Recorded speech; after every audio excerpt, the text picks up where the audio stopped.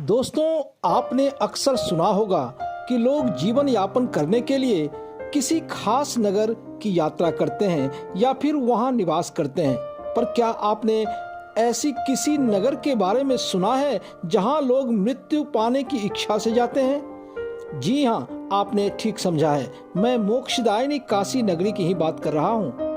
मोक्ष की इच्छा से आने वाले भक्तों को मृत्यु के बाद महादेव स्वयं तारक मंत्र देकर मोक्ष प्रदान करते हैं। इसके अलावा अन्य अभिलाषा लेकर काशी की तीर्थ यात्रा करने वाले व्यक्ति की भोले शंकर समस्त मनोकामनाएं भी पूर्ण करते हैं। आपने हमारे सनातन शास्त्रों में वर्णित मोक्षदायिनी सप्तपुड़ियों के बारे में तो अवश्य सुना होगा। उन्हीं सप्तपुड़ियों यानी कि 7 प्राचीन नगरों में से एक काशी भी है। भारत के उत्तर प्रदेश राज्य के पूर्वी भाग में बसे वरुणा और 80 नदियों के बीच का क्षेत्र वाराणसी कहलाता है, जिसे काशी के नाम से भी जाना जाता है। भगवान शिव के 12 ज्योतिर्लिंगों में से एक बाबा विश्वनाथ ज्योतिर्लिंग काशी में ही विराजमान है। शिव और काल भैरव की यह नगरी विश्व की प्राचीनतम नगरों में से है, जिसे शिव शंकर ने भगवान विष्णु से उपहार स्वरूप प्राप्त किया था। इसे विंदु माधव और महादेव का आनंद कानन भी कहा जाता है। इस नगरी में भगवान शिव बाबा विश्वनाथ के रूप में भक्तों को दर्शन देते हैं, तो माता पार्वती अन्नपूर्णा देवी के रूप में काशी क्षेत्र के निवासियों का भरण पोषण करती है। गंगा नदी के पश्चिमी तट पर बसी यह नगरी देव, गंधर्व, ऋषि, मुनि, संत, महात्मा सभी के लिए तपः स्थली रही है। तो आइए जानते हैं इस पुण्य पावन नगरी के बारे में।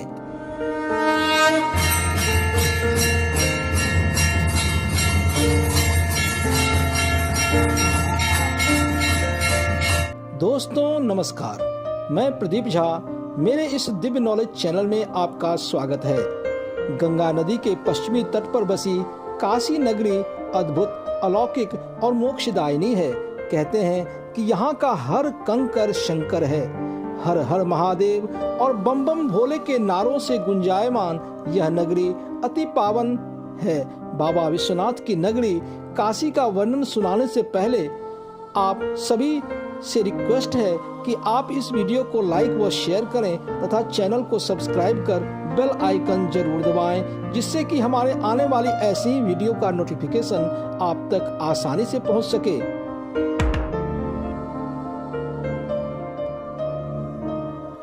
शिव शक्ति स्वरूपी बाबा के इस ज्योतिर्लिंग को मेरा सादर नमन। सानंद मानंद वने वसंतम आनंद कंदम वृत पाप वृंदम।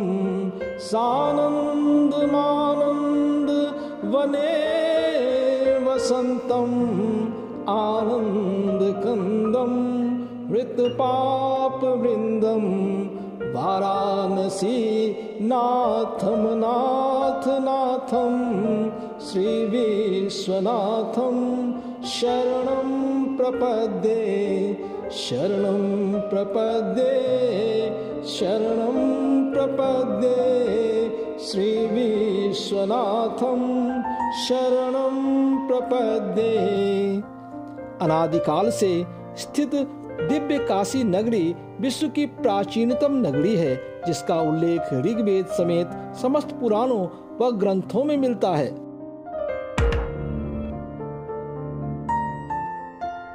कथानुसार भगवान विष्णु ने काशी क्षेत्र में अपने चिंतन से एक पुष्करणी का निर्माण किया और लगभग 80,000 वर्षों तक घोर तपस्या करते रहे, जिसके फलस्वरूप उनके पसीने का जल पूरे जगत में व्याप्त हो गया और सारा आकाश मानो जलमग्न हो गया।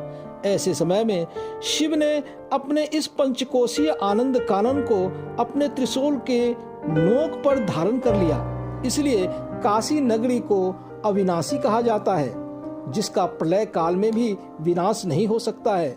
भगवान शिव माँ पार्वती के साथ यहाँ साक्षात निवास करते हैं। ऐसी मान्यता है कि एक परम शिव भक्त के सपने में स्वयं महादेव आए और उन्होंने उसको प्रातः काल गंगा स्नान के बाद शिव और शक्ति रूपी 2 शिवलिंग को जोड़कर एक दिव्य शिवलिंग की स्थापना करने को कहा, जो दिव्य विश्वेश्वर शिव ज्योतिर्लिंग के रूप में स्थापित हुआ।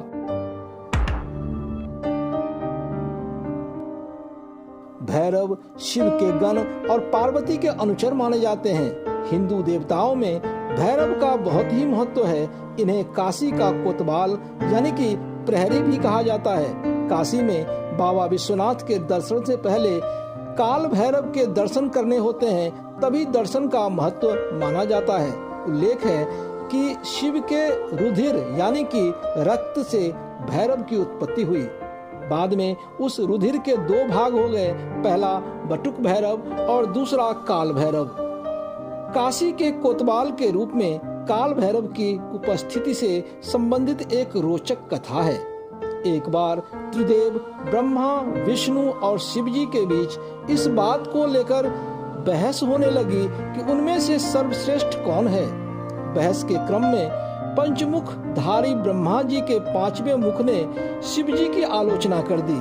परिणाम स्वरूप शिव जी क्रोधित हो गए और फिर काल भैरव की उत्पत्ति हुई, जिसने अपने नाखून से ब्रह्मा जी के उस 5वें सिर को काट दिया, जो काल भैरव के नाखून से चिपक गया। शिव जी के शरण में आने पर शिव जी ने काल भैरव को कहा कि तुम्हें ब्रह्म हत्या का पाप लगा है, इसीलिए यह सिर तुम्हारे साथ चिपक गया है। इससे पीछा छुड़ाने के लिए तुम्हें तीनों लोकों का भ्रमण करना होगा और जिस स्थान पर तुम्हें ब्रह्मा जी के इस सिर से पीछा छूट जाए, तुम्हें वहीं निवास कर उस नगरी की रखवाली करनी होगी। फिर काल भैरव ने ऐसा ही किया। पंचनद काशी तीर्थ क्षेत्र से गुजरते समय काल भैरव को ब्रह्म हत्या के पाप से मुक्ति मिल गई, इसलिए काल भैरव वहीं निवास करने लगे। कहते हैं बाबा विश्वनाथ के दर्शन से पहले काल भैरव का दर्शन कर आज्ञा ली जाती है, तभी दर्शन का पूर्ण फल मिलता है।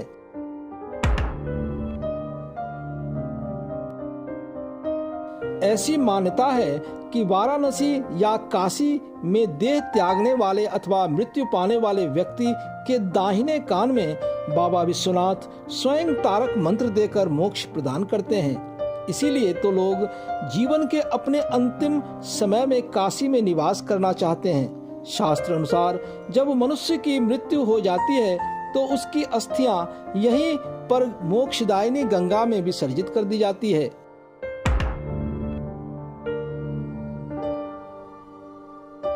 सनकादि योगीश्वरों, ऋषियों और प्रहलाद महाभागवतों द्वारा पूछे गए प्रश्न के उत्तर में हनुमान जी ने कहा, भो योगीन्द्राश्चैव ऋषियो विष्णु भक्तास्तथैव च श्रुध्वं माम किं वाचं भवबन्ध विनाशिनीं एतेषु चैव सर्वेषु तत्त्वं च ब्रह्म तारकं राम एव परम ब्रह्म राम एव परम तपः राम एव परम तत्त्वं श्री रामो ब्रह्म तारकम। अर्थात समस्त वेदादि शास्त्रों में परम तत्व ब्रह्म स्वरूप तारक ही है।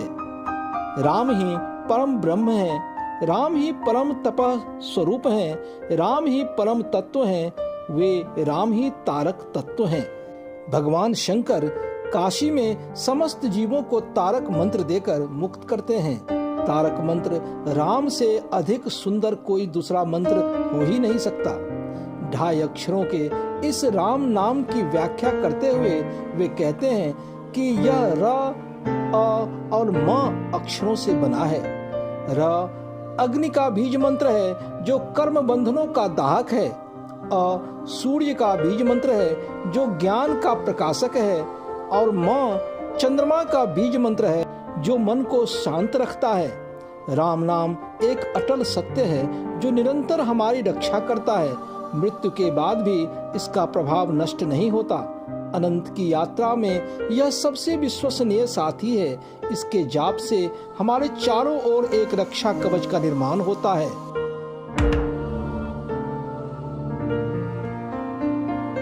पुराणों के अनुसार आदिकाल से ही काशी भगवान विष्णु की नगरी थी। यहाँ यमुना, गंगा, सरस्वती, किराना और धुतपापा नदियां पंचनद के रूप में विख्यात थी। गंगा, यमुना और सरस्वती एक साथ संगम नगरी प्रयागराज से आती है, जबकि किराना नदी, जो कि एक उग्र नदी है, सूर्य देव के पसीने से उत्पन्न हुई, जिन्होंने भगवान विष्णु को प्रसन्न करने के लिए कठोर तपस्या की थी। धुतपापा नदी ऋषि देव शिरा की बेटी है, जिन्होंने घोर तपस्या कर भगवान विष्णु को प्रसन्न किया और भगवान से वरदान पाया कि जो भी इस पंचगंगा नदियों में स्नान के बाद भगवान बिंदु माधव के दर्शन करेगा, उसे मुक्ति मिल जाएगी और उसके समस्त पाप नाश हो जाएंगे।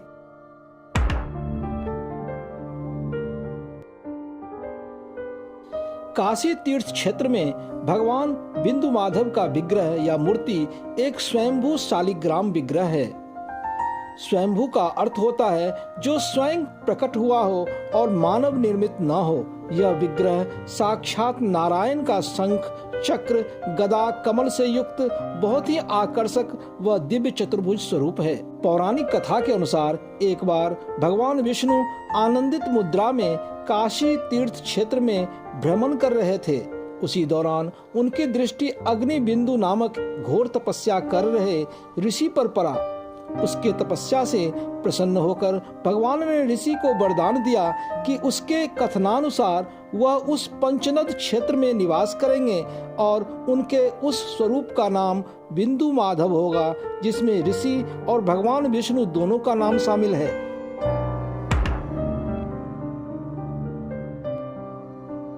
पौराणिक कथाओं के अनुसार जब भगवान शिव और माता पार्वती गगन विहार कर रहे थे, तो शिव जी की दृष्टि पृथ्वी पर बसी भगवान विष्णु की आनंद कानन काशी यानी कि आनंद से परिपूर्ण जगह पर पड़ी।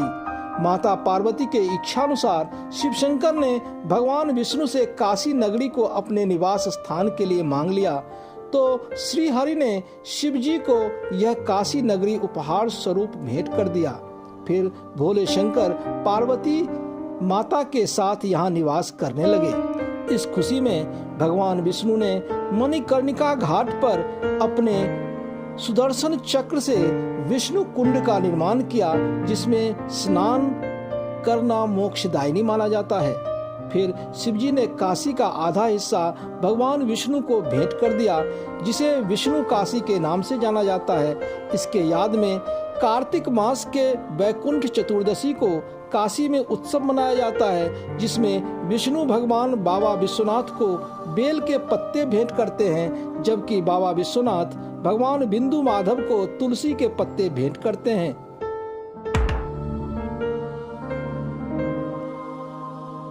चीनी यात्री वेन सांग के अनुसार उसके समय काशी में 100 मुख्य मंदिर थे, किंतु मुस्लिम आक्रमणकारियों ने सभी मंदिरों को ध्वस्त कर उस पर मस्जिदों का निर्माण कर दिया था। 15 रबीउल आखिर यानी 2 सितंबर 1669 को तत्कालीन मुगल बादशाह औरंगजेब को यह सूचना दी गई कि उसके आदेश अनुसार आदि विश्वेश्वर मंदिर यानी कि मूल विश्वनाथ मंदिर को ध्वस्त कर दिया गया है। इसके 3 महीने के अंदर अनादिकाल से चली आ रही भव्य बिंदु माधव मंदिर और कृति बासेश्वर मंदिर को भी ध्वस्त कर दिया गया। औरंगजेब के समकालीन साकी मुस्तैद खान ने मासरे आलमगीरी में लिखा है कि 17 जिलकदा हिजरी 1079 यानी कि 18 अप्रैल 1669 के दिन औरंगजेब के फरमान पर काशी के तमाम मुख्य मंदिरों को ध्वस्त कर दिया गया।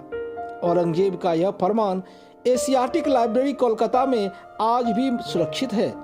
काशी विश्वनाथ के मंदिर को ध्वस्त कर ज्ञानवापी मस्जिद बना दिया गया, जबकि बिंदु माधव मंदिर को ध्वस्त कर उस पर आलमगीर मस्जिद बना दिया गया, जो आज भी कायम है। सबसे बड़ी बात तो यह है कि ज्ञानवापी और आलमगीर मस्जिदों के निर्माण में उन्हीं ध्वस्त मंदिरों के मलबे, जिसमें ईंट, पत्थर, खंभे, दीवार इत्यादि शामिल थे, उनका इस्तेमाल किया गया, जो आज भी साफ साफ दिखता है। और अब तो भारतीय पुरातात्विक विभाग यानी कि ASI ने भी अपनी रिपोर्ट में साफ साफ इन बातों का प्रमाण दिया है।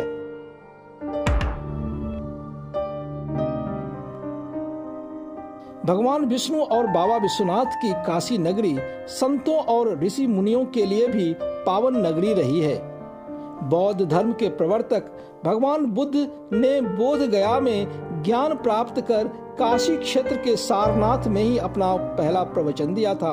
जैन धर्म के 24 में से 3 तीर्थंकरों का जन्म यहीं हुआ, इसलिए काशी तीनों धर्मों के लिए पवित्र स्थल है। संत कबीरदास ने यहीं बैठकर अपने संदेश को दुनिया में फैलाया।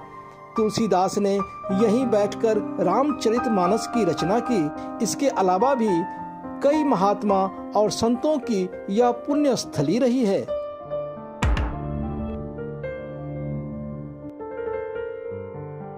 दोस्तों, आज बाबा विश्वनाथ के जिस मंदिर में पूजा अर्चना होती है वह महारानी अहिल्याबाई होलकर के द्वारा बनाया गया मंदिर है, जो ज्ञानवापी मस्जिद के बगल में है।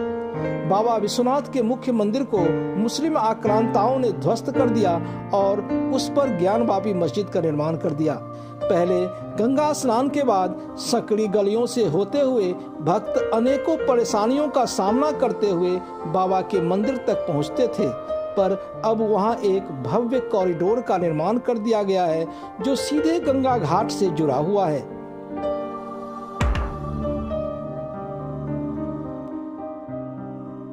आज जब ज्ञानवापी विवाद चरम पर है तो मैं प्रदीप झा व्यक्तिगत रूप से आप सभी सनातनी भाइयों बहनों से निवेदन करना चाहूंगा कि आप बाबा विश्वनाथ जो कि स्वयंभू हैं, एक बार उनका दर्शन अवश्य करें और स्वयं अपनी आंखों से देखें कि किस प्रकार से हमारे आदिदेव महादेव को इन इस्लामिक आक्रांताओं ने कैद करने का असफल प्रयास किया और उनके दिव्य शिवलिंग को धूमिल करने की कोशिश की है। हमारे बाबा आज हम सनातनियों की सहायता का मानो इंतजार कर रहे हैं। दूसरे शब्दों में, हमारे लिए शिव ने परीक्षा की घड़ी तय कर दी है और वह नंदी जो सैकड़ों वर्षों से हम भक्तों का संदेश लेकर बाबा तक पहुंचाने के लिए उनका रास्ता देख रही है, मानो हमें चुनौती दे रहा हो कि हे सनातनी भक्तों, कुछ ऐसा करो जिससे शीघ्र अतिशीघ्र हमारा दिव्य मिलन बाबा विश्वनाथ के दिव्य शिवलिंग से हो सके। अतः आप सभी से मेरी प्रार्थना है कि ज्ञानवापी में मौजूद बाबा विश्वनाथ के दिव्य शिवलिंग के घर वापसी में अपना मनसा वाचा कर्मणा सहयोग अवश्य दें। हमारे आने वाली वीडियोज में ऐसी ही भारतीय सांस्कृतिक विरासत का विस्तृत वर्णन पाने के लिए मेरे इस चैनल को सब्सक्राइब कर बेल आइकन जरूर दबाएं। जय हिंद, हर हर महादेव, बाबा विश्वनाथ की जय हो।